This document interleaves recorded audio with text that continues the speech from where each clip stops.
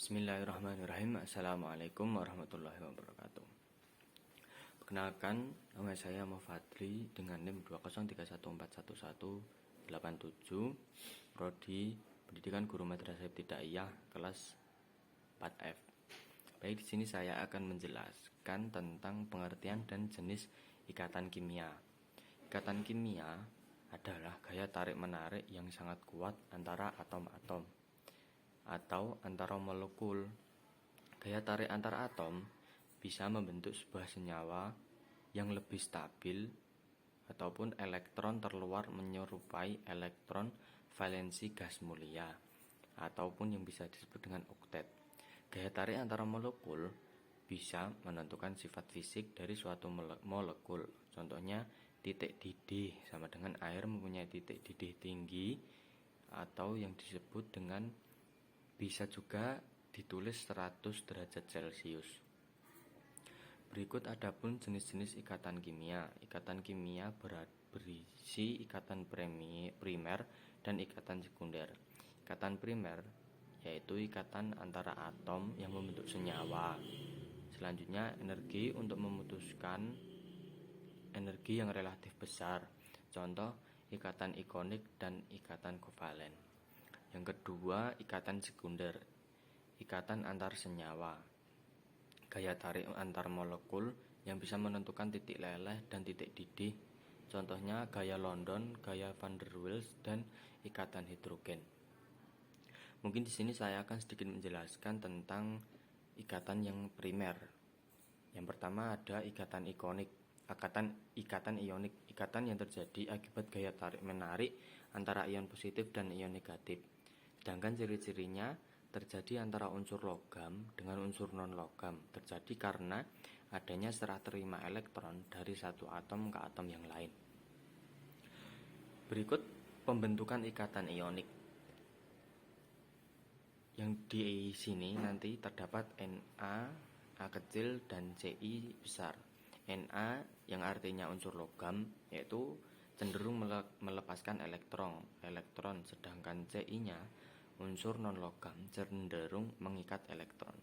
Na golongan 1A berubah menjadi Na+. Ci apabila pada golongan 7A berubah menjadi C negatif atau C-. Sifat-sifat ikatan ionik. Dalam bentuk padatan tidak menghantarkan listrik karena partikel-partikel ionnya terikat kuat pada kisi sehingga tidak ada elektron yang bebas bergerak. Leburan dan larutannya menghantarkan listrik, umumnya berupa zat pada kristal yang permukaannya keras dan sukar untuk digores. Yang keempat, titik leleh dan titik didihnya tinggi. Itu merupakan sifat ionik.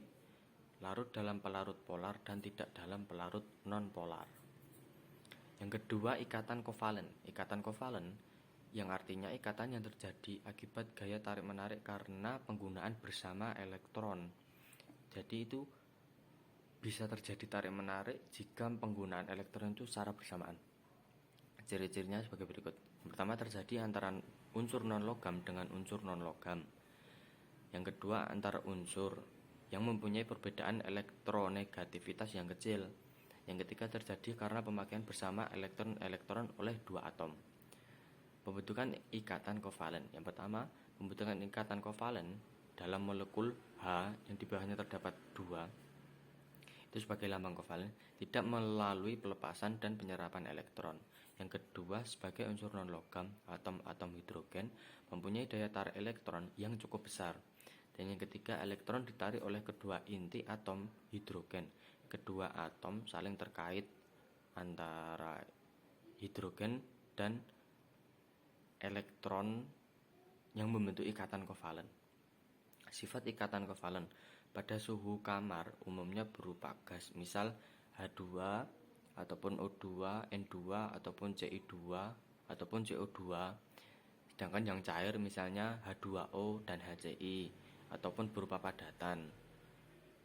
Terus titik didih dan titik lelehnya rendah karena gaya tarik menarik antara molekulnya kuat. Sebaliknya dengan yang ionik. Ionik kan mempunyai titik didih dan titik lelehnya itu sangat tinggi. Jadi kebalikan dari ikatan kovalen. Terus yang ketiga, larutannya dalam air, ada yang menghantarkan arus listrik, misal HCI, tetapi sebagian besar tidak dapat menghantarkan arus listrik, baik padatan, leburan, ataupun larutannya. Sedangkan ionik itu bisa menghantarkan arus listrik, maupun itu padat, maupun itu leburan, ataupun larutannya itu bisa menghantarkan arus listrik. Sedangkan kovalen ini juga bisa, tapi sebagian besarnya itu tidak bisa menghantarkan. Alhamdulillahirrahmanirrahim. Mungkin cukup sekian penjelasan dari saya.